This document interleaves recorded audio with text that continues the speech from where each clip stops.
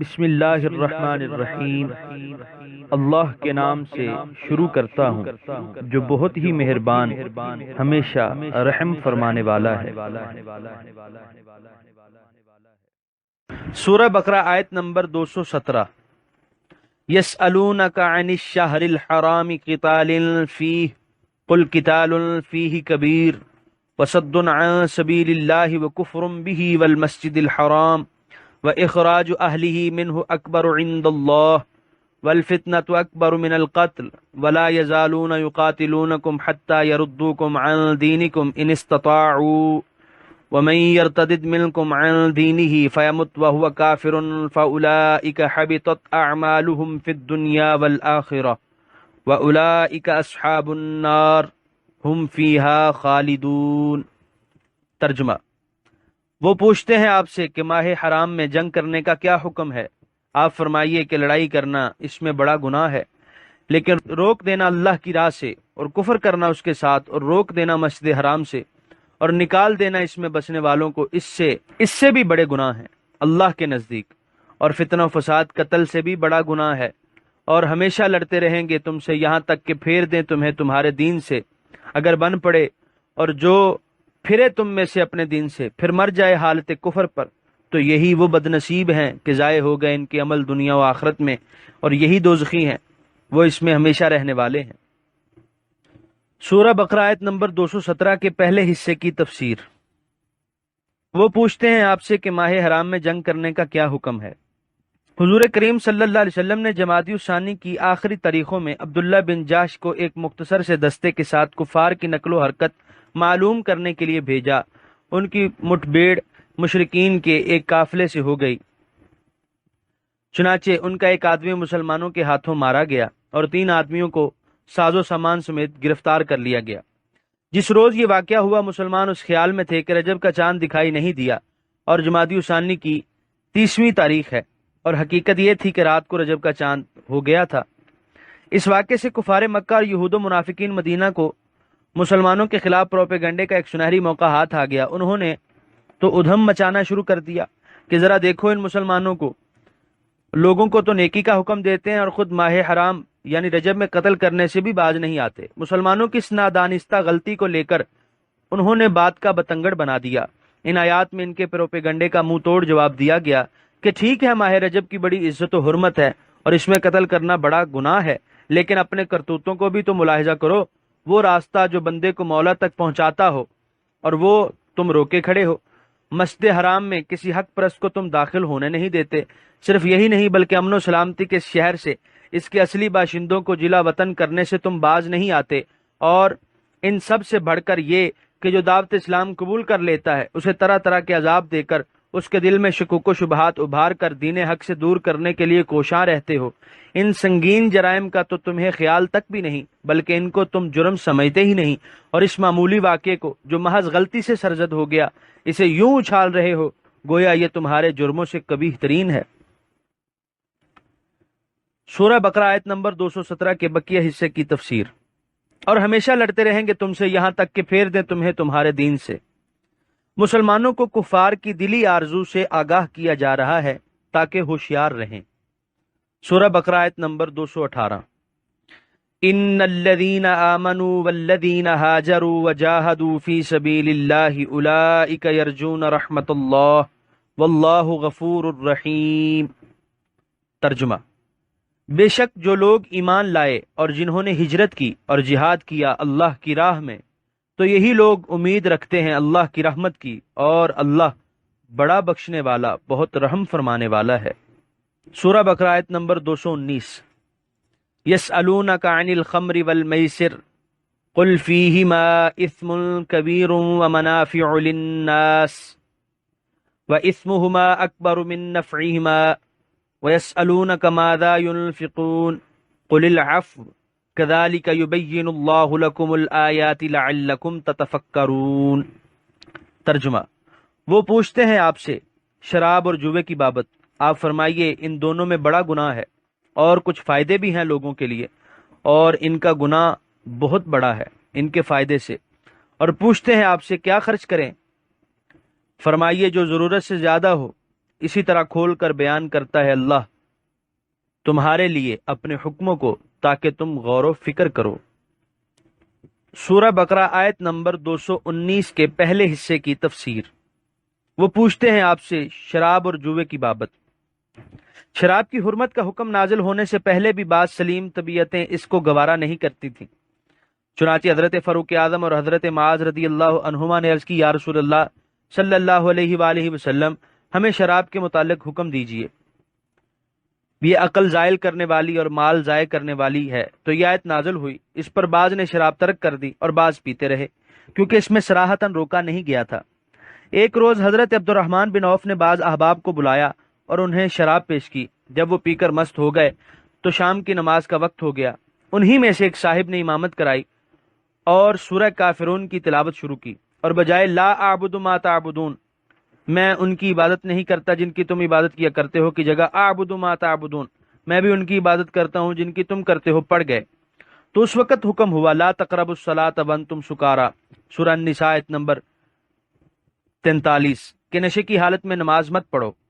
پھر ایک محفل میں جس کا اہتمام عتبان بن مالک نے کیا تھا، جب جام شراب گردش میں تھا اور حاضرین کو خمار چڑھنا شروع ہوا تو لگے اپنے اپنے قبیلوں کی تعریف میں زمین و آسمان کے کلابے ملانے۔ کسی صاحب نے انصار کی حجم میں شعر کہہ دیا، ایک انصاری نے اونٹ کے جبڑے کی ہڈی ان کے سر پر مار دی اور سر پھوڑ دیا۔ بارگاہ رسالت میں شکایت کی گئی، حضرت عمر رضی اللہ عنہ نے التجا کیا، اللہ شراب کے بارے میں واضح حکم نازل فرما۔ تو یہ آیت نازل ہوئی انما الخمر الا فہل انتم منتہون، سورہ مائدہ۔ یہ شراب کی حرمت کا اصل حکم تھا، اس کی تفصیل اپنے موقع پر آئے گی انشاءاللہ تعالی۔ سورہ بقرہ آیت نمبر 219 کے دوسرے حصے کی تفسیر۔ اور ان کا گناہ بہت بڑا ہے ان کے فائدے سے، یعنی یہ درست ہے کہ شراب سے عارضی سرور بھی حاصل ہوتا ہے اور جوے سے بغیر محنت و مشقت کے دولت بھی مل جاتی ہے، لیکن ان کے نقصانات اتنے زیادہ ہیں کہ ان کے سامنے اس نفع قلیل کی کوئی اہمیت نہیں رہتی۔ مزید وضاحت کے لیے سورہ مائدہ کی آیت نمبر 90-91 ملاحظہ فرمائیے۔ سورہ بقرہ آیت نمبر 219 کے تیسرے حصے کی تفسیر۔ اور پوچھتے ہیں آپ سے کیا خرچ کریں؟ فرمائیے جو ضرورت سے زیادہ ہو، جو تمہاری ضروریات سے زیادہ ہو، جس کا خرچ کرنا تمہاری طبیعتوں پر بوجھ نہ ہو۔ ایک شخص سونے کا انڈا لیے حضور اکرم صلی اللہ علیہ وسلم کی خدمت میں حاضر ہوا اور عرض کی کہ میری طرف سے یہ صدقہ قبول فرمائیے۔ حضور صلی اللہ علیہ وسلم نے منہ پھیر لیا۔ وہ بار بار اصرار کرتا رہا اور حضور صلی اللہ علیہ وسلم اعراض فرماتے رہے۔ جب وہ باز نہ آیا تو حضور صلی اللہ علیہ وسلم نے وہ انڈا اس سے لے کر غصے سے دور پھینک دیا، اور اگر وہ اسے لگ جاتا تو اس کا سر پھوڑ دیتا۔ پھر اس حکیم و مشفق استاد اور مربی نے فرمایا، تم میں سے کوئی آتا ہے اور اپنا سارا مال خیرات کر دیتا ہے اور پھر لوگوں سے بھیک مانگنے لگتا ہے۔ صدقہ تو تب ہے جب احتیاج نہ ہو۔ نیز اس لفظ میں ان لوگوں کے لیے بھی درس عبرت ہے جن کے پاس بے حساب دولت ہے اور ان کے گرد و نواح اور پڑوس میں کئی غریب مسکین محتاج زندگی کی اہم ضروریات کے لیے بھی ترس رہے ہوتے ہیں۔ وہ بھی یہ نہ سمجھیں کہ زکوٰۃ ادا کر کے اب وہ ہر قسم کی ذمہ داری سے سب کو دوش ہو گئے، بلکہ ان کی ضرورت سے زیادہ جو سرمایہ ہے اس سے وہ اپنے اسلامی بھائیوں کی ضرور مدد کریں۔ بعض کا خیال ہے کہ زکوٰۃ سے پہلے یہ حکم تھا کہ ضرورت سے زیادہ مال صدقہ کر دیا کرو، لیکن زکوٰۃ کی فرضیت کے بعد یہ آیت منسوخ ہو گئی۔ صاحب تفسیر مظہری فرماتے ہیں کہ یہ رائے درست نہیں، کیونکہ آیت زکوٰۃ جو سورہ بقرہ کی ابتدا میں ہے اس آیت سے پہلے نازل ہوئی، اس لیے وہ اس آیت کی ناسخ نہیں ہو سکتی۔ نیز یہاں نسخ کی ضرورت بھی نہیں، کیونکہ زکوٰۃ فرضی صدقہ ہے اور یہ آیت نفلی صدقات کے بارے میں ہے۔ سورہ بقرہ آیت نمبر 219 کے آخری حصے کی تفسیر۔ اسی طرح کھول کر بیان کرتا ہے اللہ تعالیٰ تمہارے لیے اپنے حکموں کو تاکہ تم غور و فکر کرو، یعنی دنیا و آخرت دونوں کو بہتر بنانے کے لیے غور و فکر کرو۔ یہ ہے مومن کامل کا طریقہ کار۔ سورہ بقرہ آیت نمبر 220۔ فی الدنیا والآخرہ وَيَسْأَلُونَكَ عَنِ الْيَتَامَى قُلْ إِصْلَاحٌ لَهُمْ خَيْرٌ وَإِن تُخَالِطُوهُمْ فَإِخْوَانُكُمْ وَاللَّهُ يَعْلَمُ الْمُفْسِدَ مِنَ الْمُصْلِحِ وَلَوْ شَاءَ اللَّهُ لَأَعْنَتَكُمْ إِنَّ اللَّهَ عَزِيزٌ حَكِيمٌ۔ ترجمہ، دنیا اور آخرت کے کاموں میں اور پوچھتے ہیں آپ سے یتیموں کے بارے میں، فرمائیے ان سے الگ تھلگ رہنے سے ان کی بھلائی کرنا بہتر ہے، اور اگر کاروبار میں تم انہیں ساتھ ملا لو تو وہ تمہارے بھائی ہیں، اور اللہ خوب جانتا ہے بگاڑنے والے کو سنوارنے والے سے۔ اور اگر چاہتا اللہ تو مشکل میں ڈال دیتا تمہیں، بے شک اللہ تعالی بڑی قوت والا، حکمت والا ہے۔ سورہ بقرہ آیت نمبر 220 کے پہلے حصے کی تفسیر۔ بعض لوگ تو یتیموں کے اموال کو خرد برد کرنے کے لیے ان کے ساتھ شراکت کرتے، لیکن کئی ایسے بھی تھے جو از راہ ہمدردی ان کو اپنے کاروبار میں شریک کر لیتے اور دیانتداری سے ان کے حصے کا نفع ان کو ادا کرتے، اور ان کی سہولت کے پیش نظر ان کے کھانے پینے کا انتظام اپنے ساتھ کر لیتے۔ جب قرآن حکیم نے یتیموں کے اموال میں بددیانتی کرنے سے سختی سے روکا، بلکہ ان کے مال کے نزدیک تک جانے سے منع کر دیا، تو اس سے ان لوگوں کو بھی بڑی پریشانی ہوئی جو یتیموں کی بہتری اور فائدے کے لیے ان کو اپنے ساتھ شریک کیے ہوئے تھے۔ اس لیے فرمایا کہ اگر تم یتیموں کا روپیہ کاروبار میں لگاؤ تاکہ اس سے انہیں نفع پہنچے تو یہ اچھی بات ہے، منع تو اس امر سے کیا گیا ہے کہ تم ان کے مال ہضم کر جاؤ۔ سورہ بقرہ آیت نمبر 220 کے بقیہ حصے کی تفسیر۔ اور اللہ خوب جانتا ہے بگاڑنے والے کو سنوارنے والے سے، وہ ہر ایک کی نیت اور ارادے سے واقف ہے، اس سے کوئی چیز مخفی نہیں۔ سورہ بقرہ آیت نمبر 221۔ وَلَا تَنْكِحُوا الْمُشْرِكَاتِ حَتَّى يُؤْمِنْ وَلَأَمَةٌ مُؤْمِنَةٌ خَيْرٌ مِّن مُّشْرِكَةٍ وَلَوْ أَعْجَبَتْكُمْ وَلَا تُنْكِحُوا الْمُشْرِكِينَ حَتَّى يُؤْمِنُوا وَلَعَبْدٌ مُّؤْمِنٌ خَيْرٌ مِّن مُّشْرِكٍ وَلَوْ أَعْجَبَكُمْ أُولَٰئِكَ يَدْعُونَ إِلَى النَّارِ وَاللَّهُ يَدْعُو إِلَى الْجَنَّةِ وَالْمَغْفِرَةِ بِإِذْنِهِ وَيُبَيِّنُ آيَاتِهِ لِلنَّاسِ لَعَلَّهُمْ يَتَذَكَّرُونَ۔ ترجمہ: اور نہ نکاح کرو مشرک عورتوں کے ساتھ یہاں تک کہ وہ ایمان لے آئیں، اور بے شک مسلمان لونڈی بہتر ہے آزاد مشرک عورت سے، اگرچہ وہ بہت پسند آئے تمہیں۔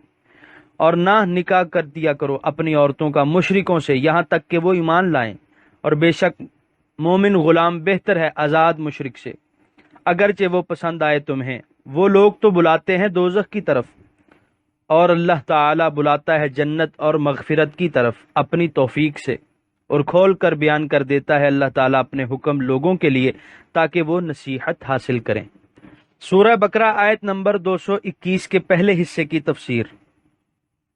اسلام کے ابتدائی دور میں مسلمان کفار سے رشتہ لیا بھی کرتے تھے اور دیا بھی کرتے تھے، لیکن اب انہیں اس بات سے روک دیا گیا اور انہیں بتا دیا کہ مانا کوئی مشرک عورت اپنے مال و دولت، حسن و جمال اور اپنے فضل و کمال میں بڑی ہوئی ہے، لیکن اس کے شرک کے عیب نے اس کے تمام حسن و کمال کو بدنما بنا کر رکھ دیا ہے، اور مومنہ پر ایمان کے نور کا جو حالہ ہے اس نے اس کی دوسری جملہ خامیوں کی کسر نکال دی ہے، اور یہی فرق مومن مرد اور مشرک مرد کا ہے۔